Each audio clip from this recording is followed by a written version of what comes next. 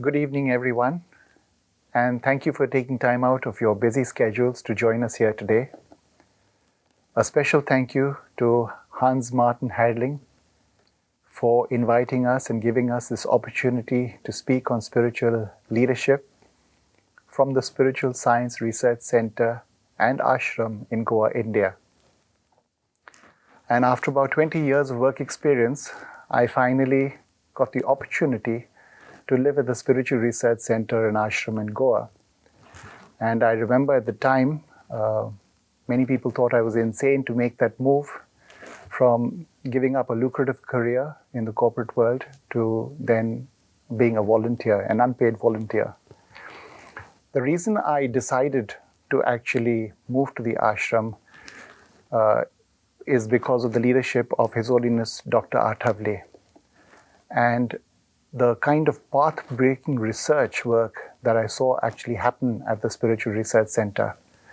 And I remember thinking at that time, if this kind of research could get out to the world and people could actually follow it, it would really make a difference to the world and the well-being of people.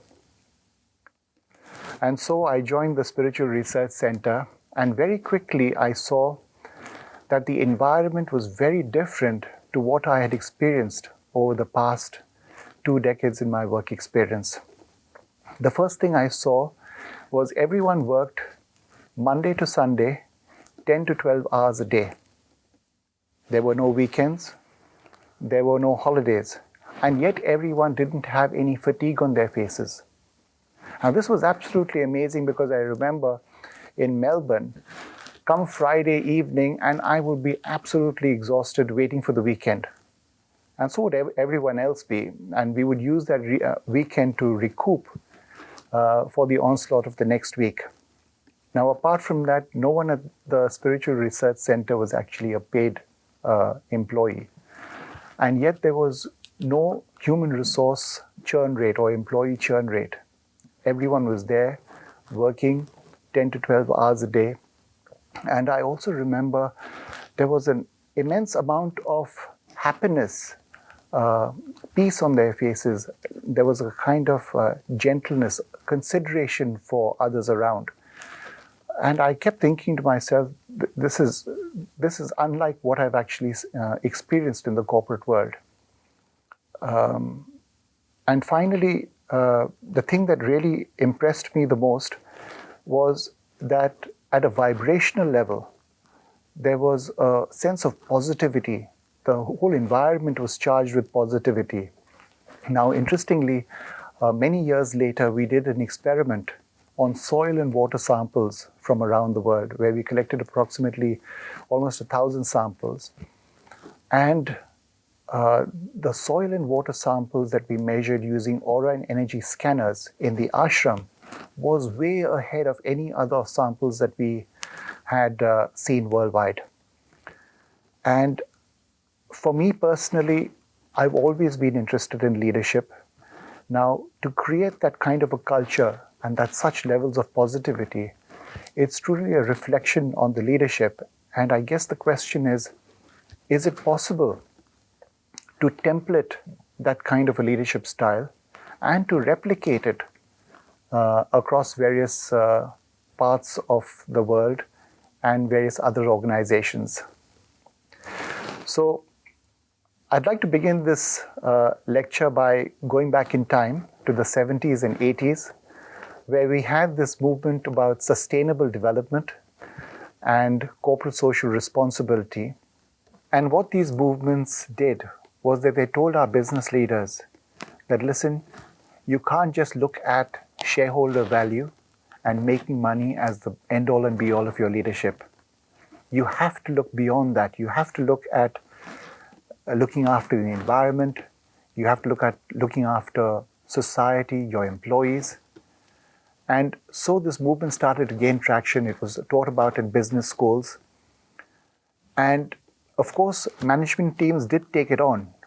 But of course, some took it on better than others. Some people, of course, did lip service, saying that, we are doing all this sustainable development. But actually, it was more to increase brand equity. And I guess See, it's been around for about 50 years now. And if you look at the world around us, the question is, are we better off? And I would probably say no, because the kind of climate change or the environmental impact that we're seeing from the industry on the environment is quite staggering. Plus, if you see society, there's so much of social unrest, there's so much of social inequality still there. There are conflicts that are currently happening in the world that are threatening to escalate into full-blown wars. So I would say no, we aren't better off. Then I guess the next question is, have we actually missed something in this whole exercise? And the answer to that is yes, we have. And I'll actually go back to one of the ancient Indian scriptures, which is known as the Charak Samhita. And what it says is that the thing that we are actually missing is something known as righteousness or dharma. And I'll read what exactly it says. It says that when there is an increase in unrighteousness, the signs are reflected in the reduced quality of life, increased epidemics, a spate of natural disasters, along with war, conflict, and eventually leading to the annihilation of communities. Now I want to ask you, does this sound familiar? And the answer to that is yes, that's exactly what's happening around us in the world today. And the question is, suppose we were to cross every T and dot every I with regards to sustainable development and corporate social responsibility. The fact is that we still may not make it. And I'll tell you the reason why. Because if we define righteousness or dharma, which the Charak Samhita talked about, I'll refer to a saint called Adi Shankaracharya from India, who in the 8th century of AD explained what dharma is, and he gave it in 3 points. The first point was keeping the social system in an excellent condition, ensuring the worldly progress of every living being. And the third point was making spiritual progress as well. Now, if you look at these 3 points, sustainable development and corporate social responsibility, or behaving like a gentleman, takes care of the first 2 points. But the third point has been actually completely ignored. So the question is, many of you might be wondering out there in the audience, is that what can spiritual progress actually give us in terms of climate change, environmental impacts, social welfare, and things like that? And this is what I would like to actually talk about to you today, because spiritual progress of society is all important when it comes to measuring success of the world and not GDP.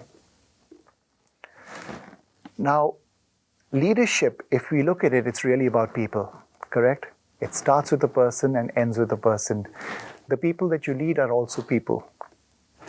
So let's just go and try and understand what it is about the person and what influences decision-making and leadership.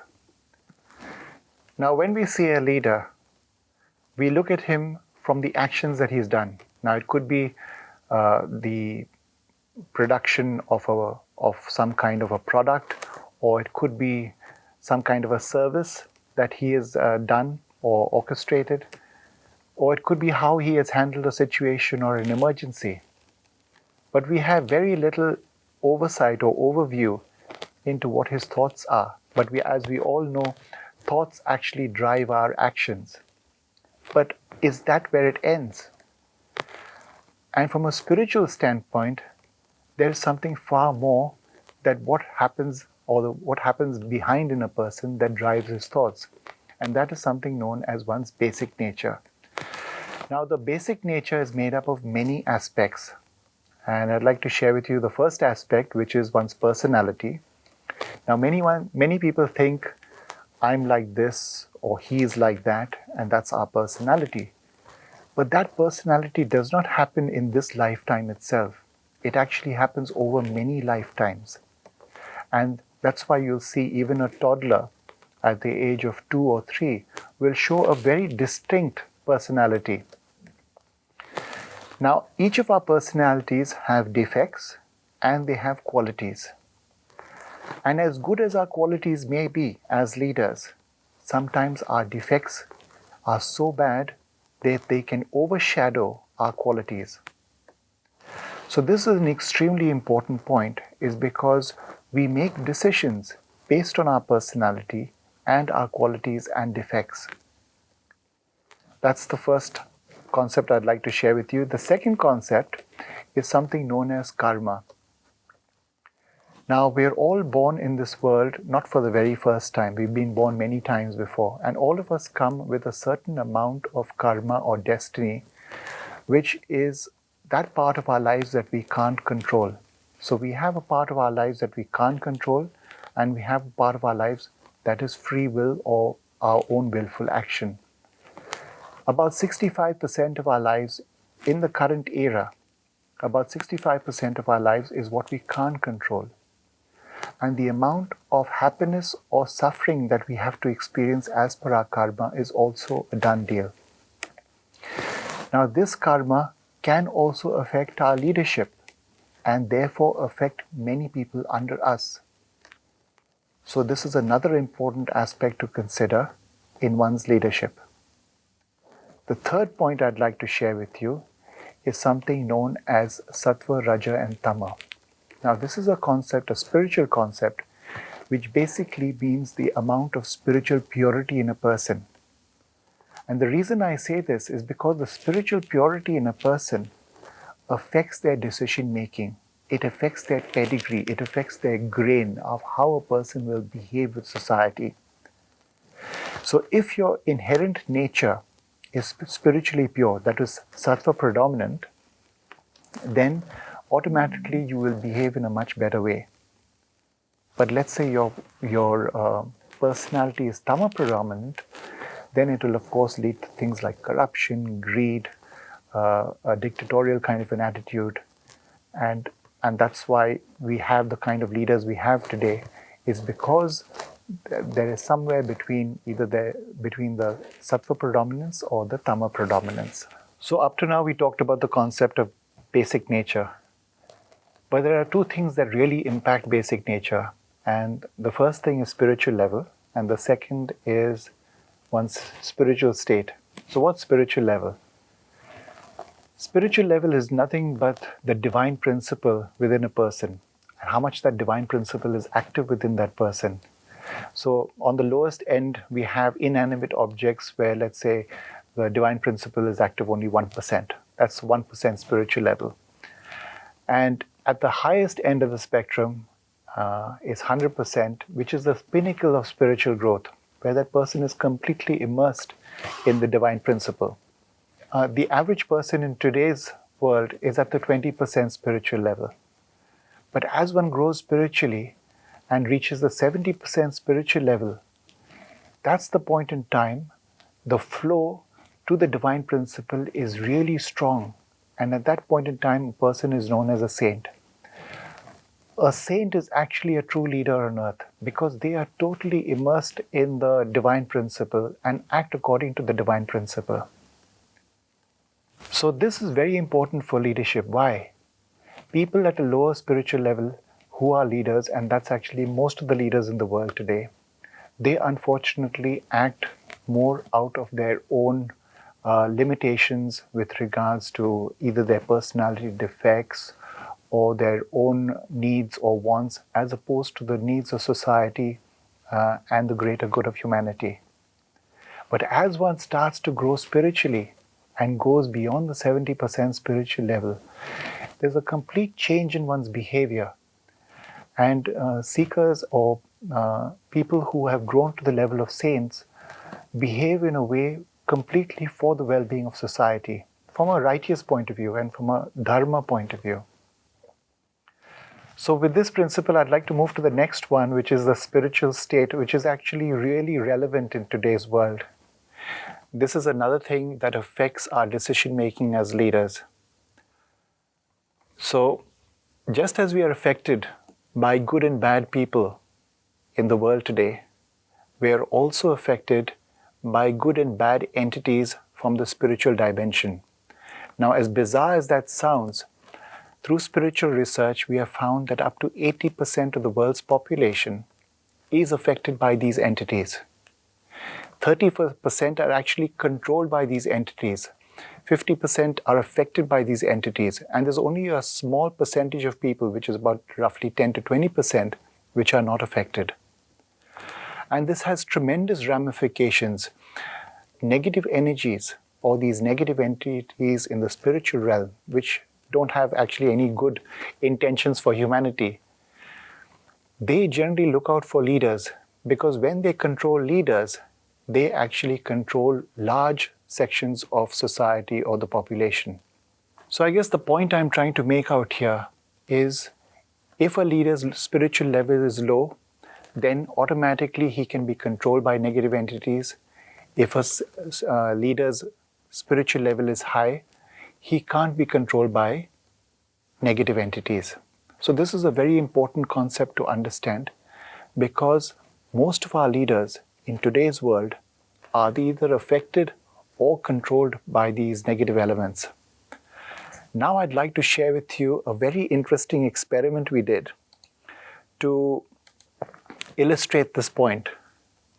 Now, before we start explaining the experiment, I'd just like to share with you, all leaders, in fact, for that matter, every person, they all emit spiritual vibrations. Now, these subtle vibrations that they emit can either be negative or they can be positive, based on the person's basic nature and based on his spiritual level and his spiritual state. So we took 4 leaders and we took their photographs.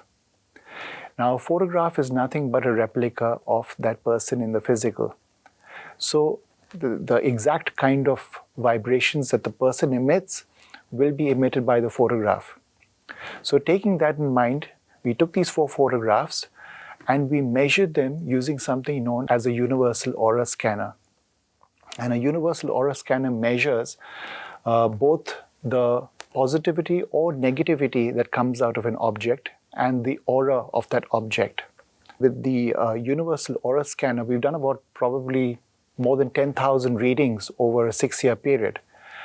And what we found that it is quite accurate in terms of how it measures quite accurately whether an object is emitting positive energy or negative energy. This is a chart which actually shows and you can see the black bars. They are indicative of the negative energy component that the instrument was able to find. And you'll see that with leader A and leader B, there was strong negative vibrations. Mind you, leader A is a dictator and leader B is an acclaimed CEO of a company, one of the top Fortune 500 companies in the world. Leader C, as you can see, has no negativity in him, but he also has no positivity. And leader C is currently the head of a certain country. And leader D is a saint of a higher spiritual level running a spiritual organization.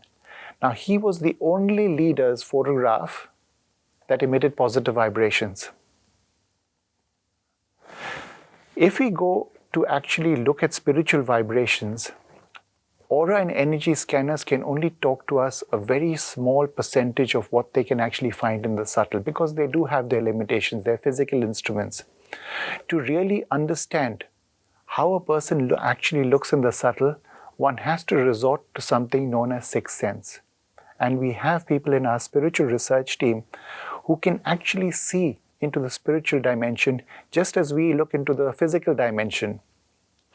And they act as, spiritual x-rays. Just as we have normal x-rays, these seekers are able to look into the spiritual dimension, provided these spiritual x-rays on what these people look like. So I'd like to share with you the first one. And this is a picture of what the dictator looked like in the subtle. And the seeker was said that this person is actually possessed by negative energy, so that the person is actually being fully controlled by the negative energy. But see, dictators is expected. Of course, they can be tyrants in their own right, and can also adversely affect large sections of society. We expect them to be, controlled by some negative entities. But the acclaimed CEO was even worse, because here the negative energy was not only controlling him, but was very sly in the way it went about it. So, and actually, if you saw from the universal aura scanner, the negativity in the acclaimed CEO was even more than the dictator. The next is the head of the country. Now, as you can see from this picture, there is some kind of level of positivity, because obviously the person has some personality qualities that he's trying to do good for society. But the very fact that he's a head of an entire country, the likelihood of being affected or attacked by negative energies is strong, and therefore you have that kind of a blackish kind of aura around him.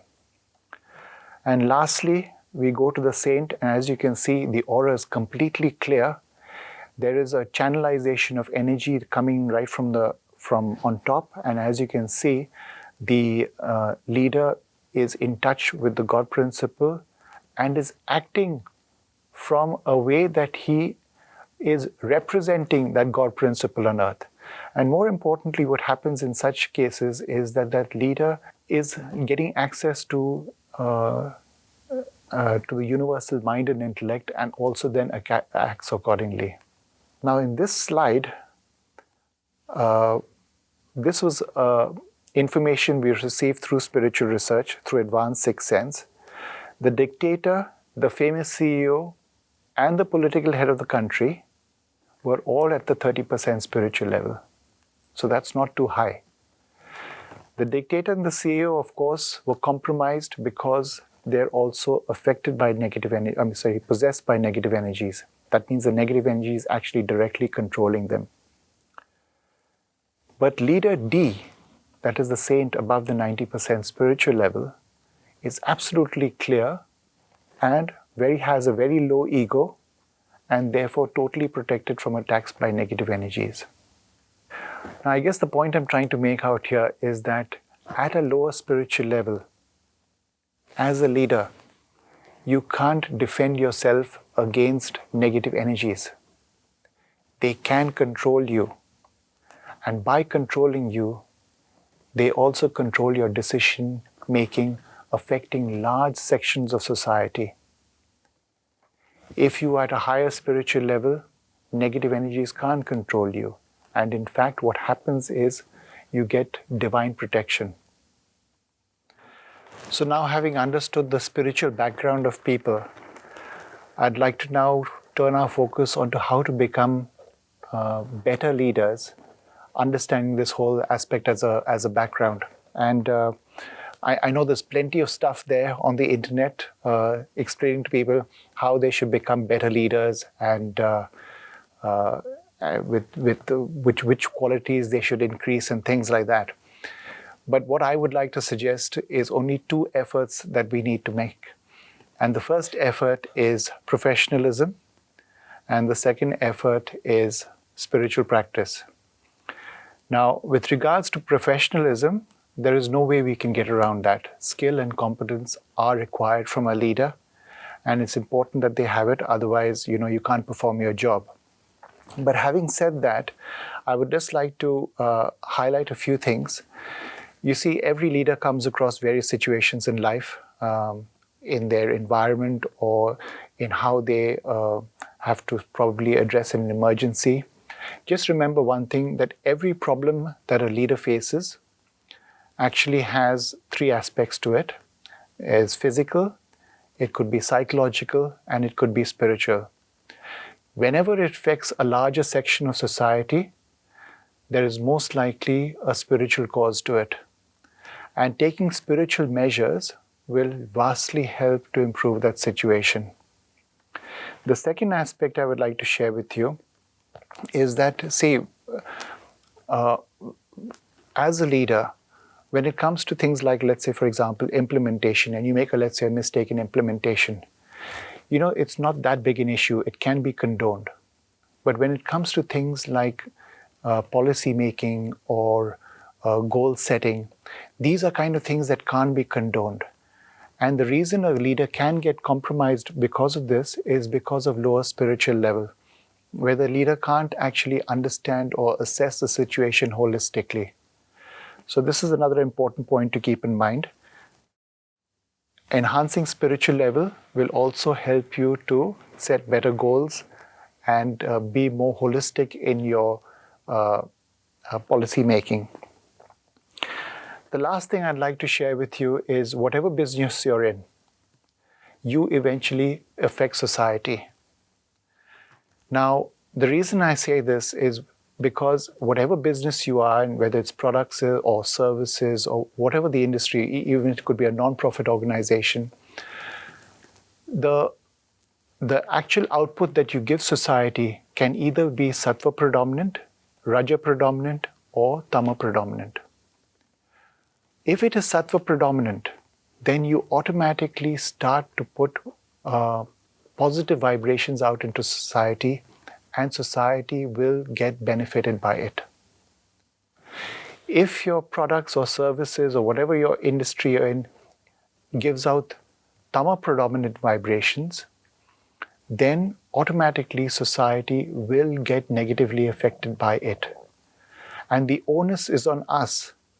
And the onus is on us as CEOs to make sure that whatever we put out to society is sattva predominant, and it should not take away at least from the positivity of society. So, and I'd just like to share one more point with regards to professionalism. See, quite often we use our intellect to make certain decisions, but for every leader, you have to acknowledge that there is some kind of level of intuition that comes with one's job. You have a gut feel about something. As one does spiritual practice, what happens is one is able to actually perceive the subtle and also get divine knowledge about something. And this again leads to better decision making. So if you want to be professional, absolutely, 100%. But the next thing that I'm going to talk about, which is spiritual practice, also will begin to help your professionalism. So if there's one thing that you can do today to become a better leader, it is to start spiritual practice. And I guess the first question you may ask is, what spiritual practice should I do? So for this, I would say the first and most easiest thing you can do is chanting the name of God. Unfortunately, we're living in very difficult times. The environment around us is not that conducive. So through spiritual research, we have found a particular chant that will really help to imbibe strong positive energy and also increase your spiritual immunity. The name of the chant is Om Namo Bhagavate Vasudevaya. And I've put that on the screen out here. It's Om Namo Bhagavate Vasudevaya. Say this as often as possible and say it. If you can either sit down and say it, chanting, or you can say it while you're going about your daily routine, while you're going for a walk, or anything like that. But the more you can chant it, the more spiritual protection you can get. Another aspect about spiritual practice is working on personality defects. As you all are aware, if you want to change the world, we have to start with ourselves.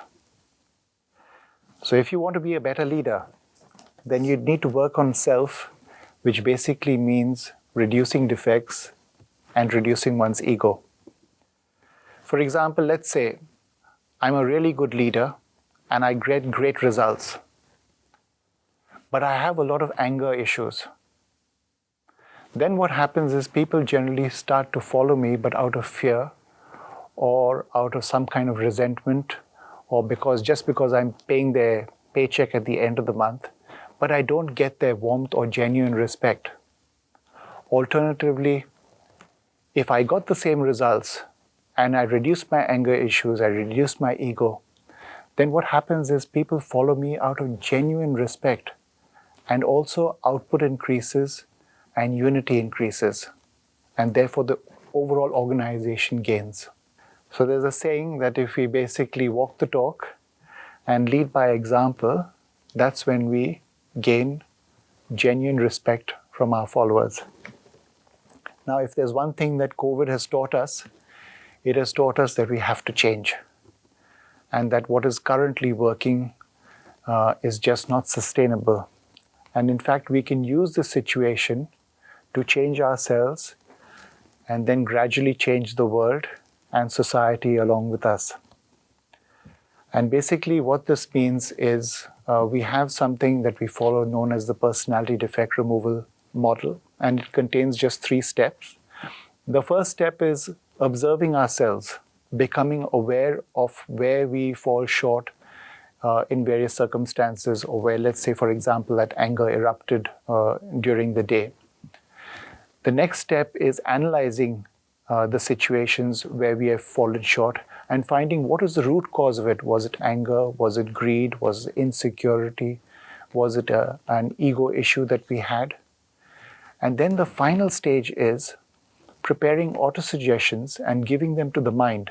That means in a relaxed state, repeating those autosuggestions to the mind, which explains to the mind how to respond appropriately to a certain situation. So let us say a certain situation happened and that anger erupted. Then you basically go through the autosuggestion saying, when the situation occurs, instead of doing this, I will instead tell the mind to do that. And like this, once you train the mind, you automatically start improving how the mind responds to various situations. And the beauty of it is, not only does anger reduce in that particular situation, but it has a ripple effect across various other situations that might occur in your day where anger could erupt. Please remember, autosuggestions are not the same as affirmations. Affirmations are quite general. Autosuggestions are very specific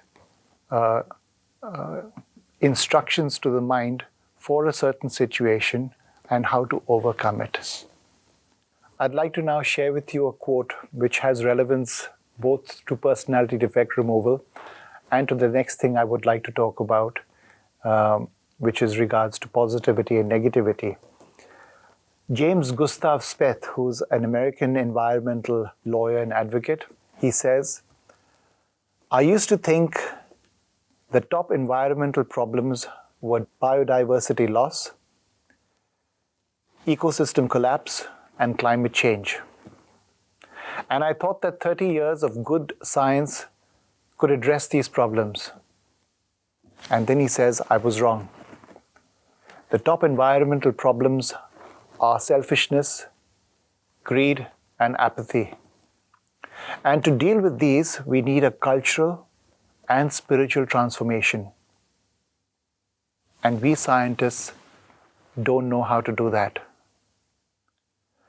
This quote is so insightful because for once, a scientist is actually going to the root, which is the personality defects of people. But personality defects also increase the spiritual negative vibrations in the environment. And all these produce these negative vibrations, which in turn affect the world. And the climate change and pandemics that we are seeing around is primarily due to incorrect human behavior because of their own PDs. Now, as CEOs of the world, we have a responsibility to society that whatever we put out to market increases positive vibrations. And if at all we are putting out to market something that is less than that, it should not at least subtract from the positivity of the world.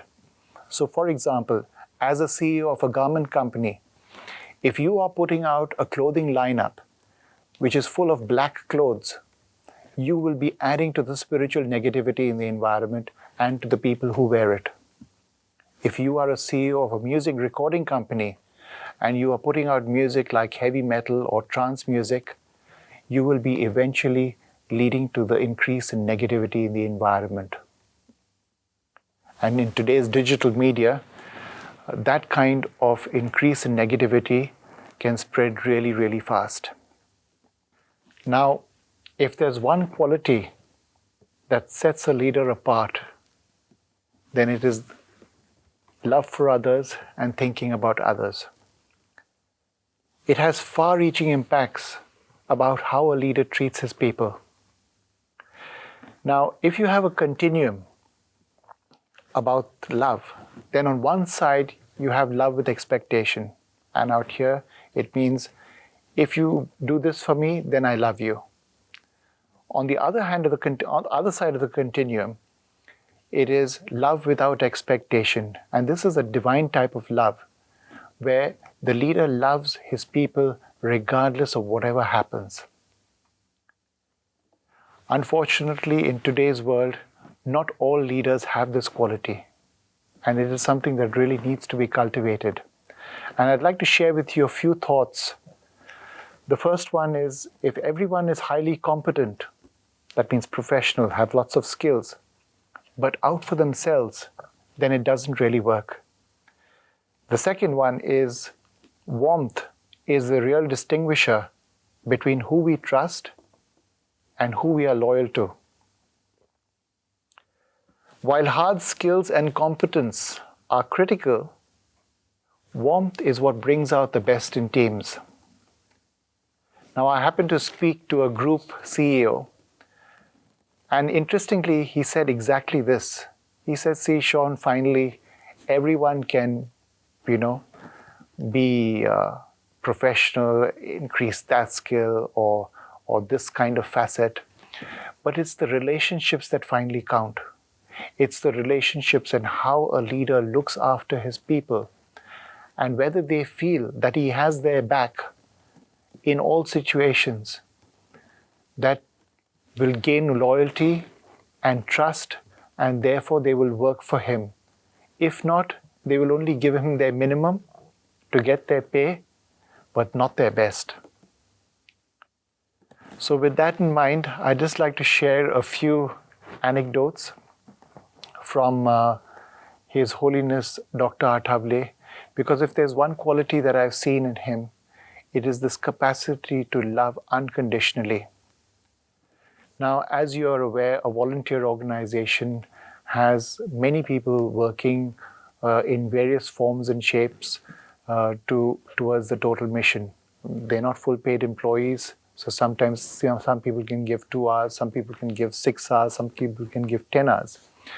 Now, there was a certain situation where a person who was giving a lot of time started to stumble because of having extra personality defects come out, and their ego started to come out.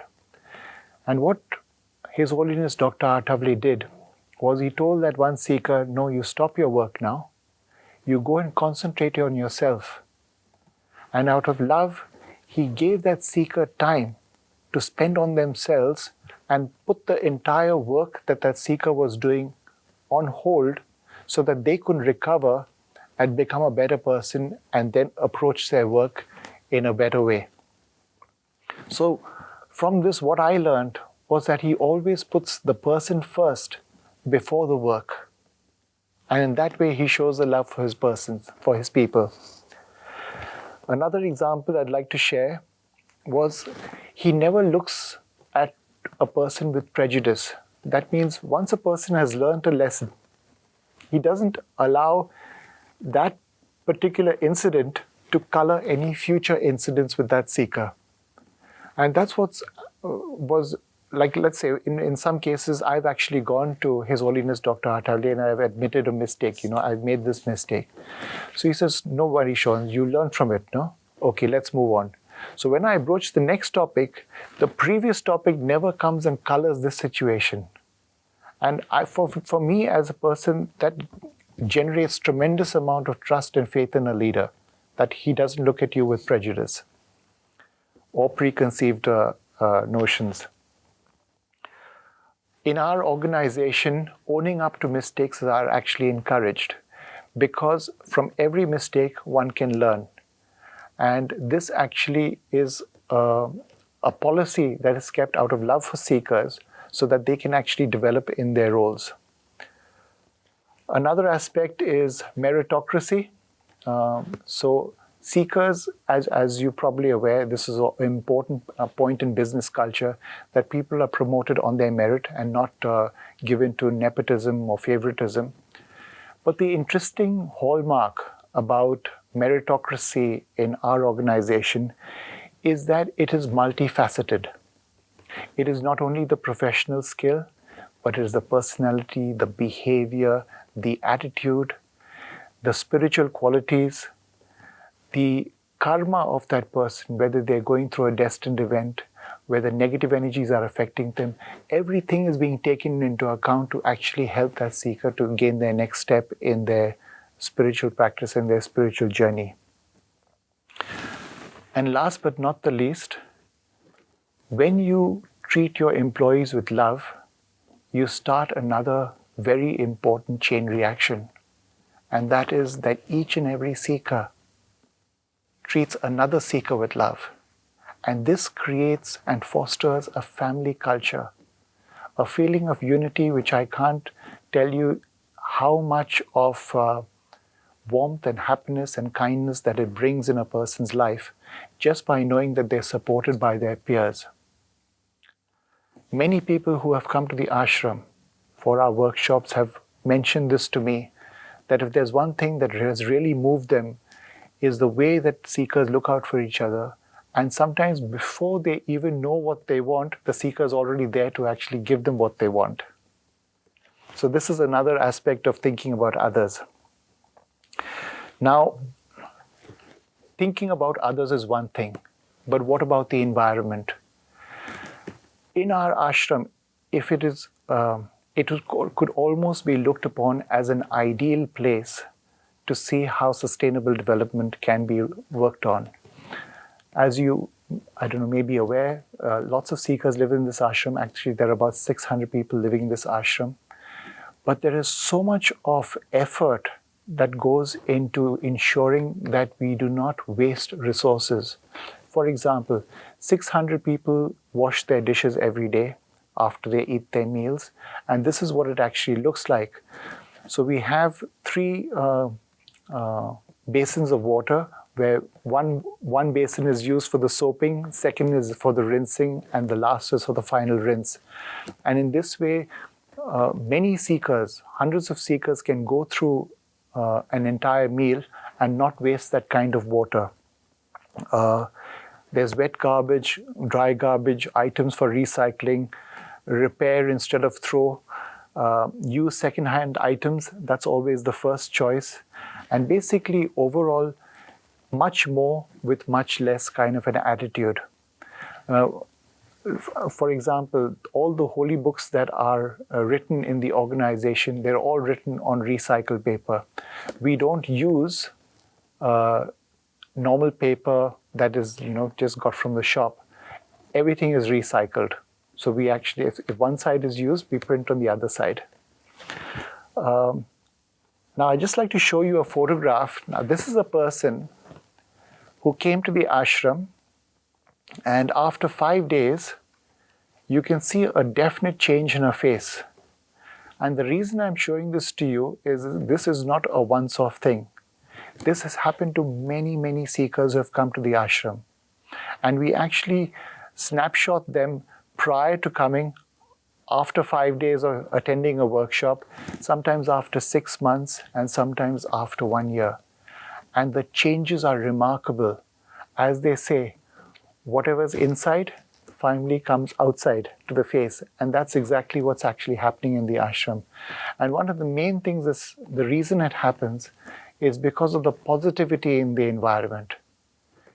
If you maintain that kind of positivity at an organizational level, which primarily is through spiritual practice, then these are the kind of changes that you'll see in people in your organization. So if I have any final thoughts to tell you, well, the first thing, the key takeaway is, when you're looking at leadership, please understand that the leadership and the people in your organization are heavily influenced because of the spiritual component of their lives. And if you really want to increase your leadership skills, then of course professionalism is one thing that you can't compromise on.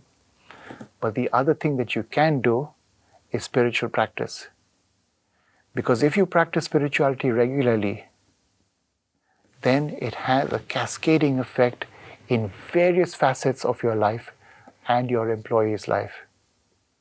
We wish you the very best, and if you ever need any help or want to discuss about this topic with us or how we approach it in the ashram, please feel free to contact me at any time.